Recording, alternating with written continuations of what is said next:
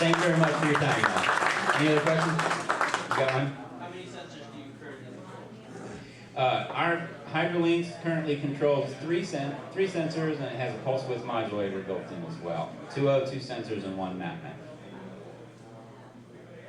Anything else? Two sensors, what if the car's got four sensors? Pardon me? What if the car's got four oxygen sensors? That's a great point. I want to make this point.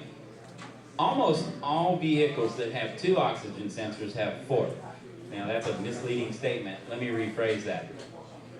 If you have dual exhaust and you have the right vehicle, you may have two oxygen sensors before the catalytic converter and two oxygen sensors post-catalytic converter, which is downstream.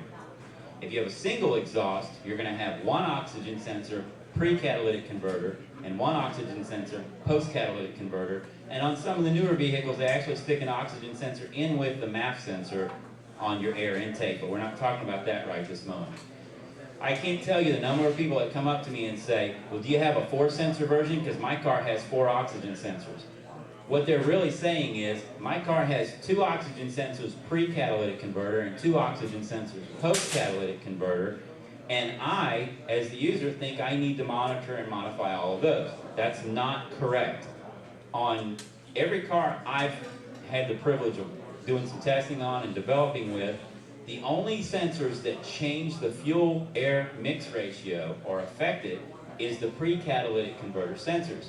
The ones post-catalytic only tell the ECU if the catalyzer is working, if the catalytic converter is working. They don't actually affect the air-fuel mix ratio. So if they don't affect it, we don't care about it, at least for right now, for these purposes. So in reality, if you've got a dual-port IFE, two oxygen sensors, that's probably as much as you're ever going to need, unless you can come up with some other vehicle that may have, I don't know, a ship engine or something that might have 50 of them.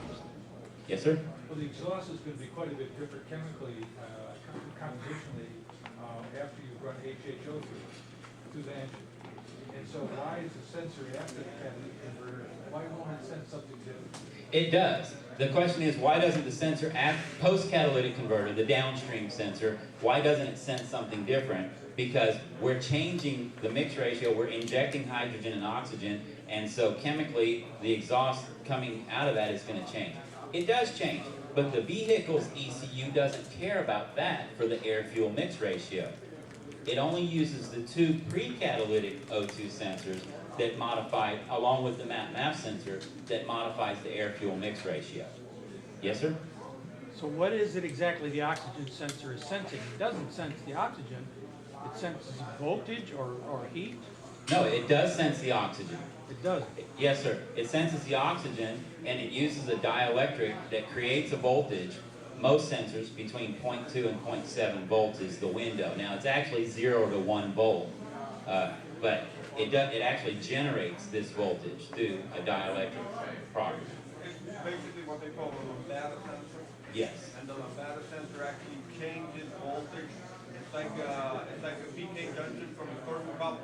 Thermocouple changes voltage when you heat it. Lambda sensor changes voltage when it receives oxygen doing a heat process. Well, just to repeat for the video, the gentleman said it's called the lambda sensor, and it basically is like a PN junction on a transistor. It changes voltage depending on the amount of oxygen that's going through.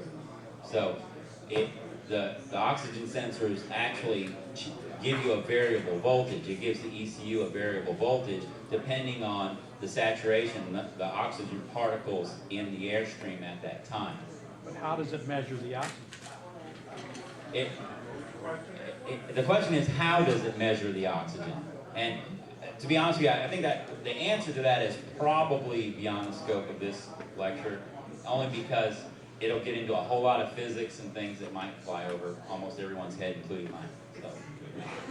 See, because I was told, or I read somewhere, that it doesn't measure oxygen, it measures the heat that's generated from either the lack of or too much oxygen. Okay, well, I can give you that part of the information. The gentleman said he was told that it doesn't measure oxygen, but it actually measures the heat or lack thereof of the air, the surrounding air. This is partially correct, and it's actually 100% correct, but it can be misleading. In an oxygen sensor, you normally have 4 leads. 2 of those leads are for the heater, okay? There's actually a heater in there. And what that heater does, and this is, actually I'm probably telling you more about the mass airflow sensor, I think. No, you're right. You're right. Okay. And what the heater does, it heats up the air that's flowing over it. And then the sensor itself can then detect the amount of oxygen in this heated air through it's like a thermocouple detection process. So, and what you do have a heater in there, and that's where some people get misled. They say, well, it's only detecting the change of heat. Well, the more oxygen, the more saturated the oxygen is in the air, because everyone knows air is made up of more than just oxygen.